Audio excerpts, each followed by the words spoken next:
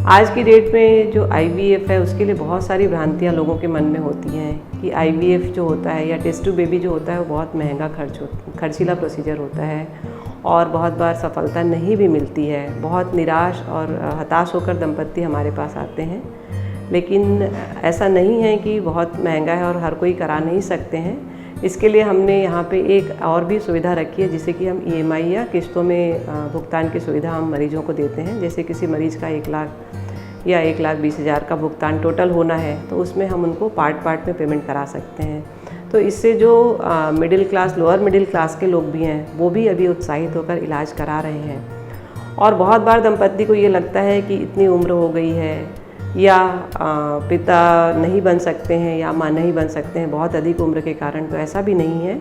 अभी साइंस ने इतनी तरक्की कर ली है कि इन सब चीज़ों के लिए भी बहुत सारी नई पद्धतियाँ आ गई हैं, जिससे कि बहुत उम्रदराज दंपत्ति भी माता पिता बनने में सक्षम हो रहे हैं। और बहुत बार दंपत्तियों को ये भी भ्रांति रहती है कि टेस्ट ट्यूब से होने वाले बच्चे पता नहीं स्वस्थ होते हैं कि नहीं होते हैं, या दूसरा ये रहता है कि टेस्ट ट्यूब बेबी पद्धति से अगर हम इलाज करा रहे हैं तो पूरे 9 महीने बेड रेस्ट करने की ज़रूरत रहती है।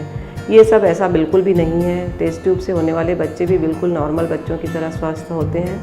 और जहाँ तक जो बात होती है 9 माह तक पूरा आराम करना है, बिस्तर पे रहना है या काम छूट जाएगा, ऐसा भी बिल्कुल नहीं है।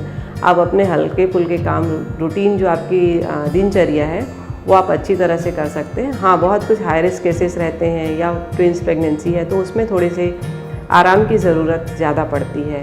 लेकिन हम ये बताना चाहते हैं आपको कि आपको निराश या हताश होने की ज़रूरत नहीं है। आप आगे आइए, आगे बढ़िए, इलाज को अपनाइए और स्वस्थ बच्चों के माता पिता बनने का गौरव हासिल कीजिए। आज से पहले ये सब पद्धतियाँ लोगों को उसके लिए मेट्रोज़ में जाना पड़ता था, बड़े शहरों में जाना पड़ता था, लेकिन ये सारी पद्धतियाँ अभी आपके शहर में, आपके रायपुर में, आपके आशीर्वाद में उपलब्ध हैं।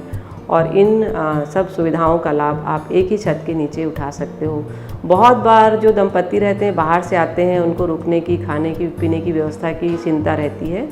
तो यहाँ पे आशीर्वाद में रुकने और खाने की भी व्यवस्था हम लोगों ने कर रखी है।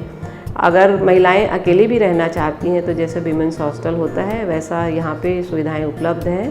तो यहाँ रहकर आराम से सुरक्षित रहकर इलाज करा सकते हैं। बस ज़रूरत है आपको समय रहते आगे आने की, सही सेंटर के चुनाव करने की, और माता पिता बनने के लिए आपको लालायित होना पड़ेगा, आगे बढ़ना पड़ेगा। आगे आइए और माता पिता बनने का गौरव हासिल कीजिए। Thank you.